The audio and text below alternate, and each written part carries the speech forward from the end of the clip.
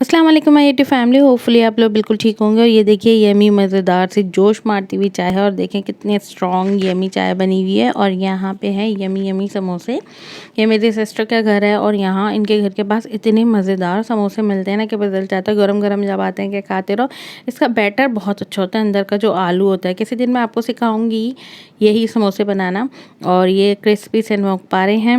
तो हर मंथ की 5 तारीख को बहन के घर दुरूद शरीफ होता है, तो बस वो अपना ससुराल और मैका दोनों को इनवाइट करती है। जिसको भी आना होता है, नेबर्स हैं, सबको कह देती है, सबको पता होता है।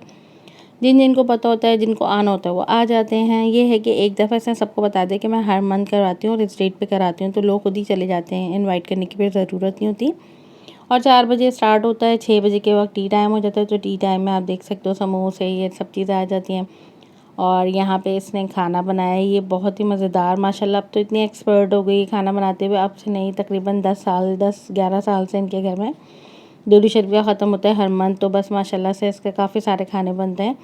तो बना बना के भी इंसान एक्सपर्ट हो जाता है। तो बहुत अच्छा, बहुत ही यम्मी मज़ेदार, बिल्कुल देगी टाइप का जिसे कहते हैं ना, कढ़ाई इसने वो बनाया हुआ था।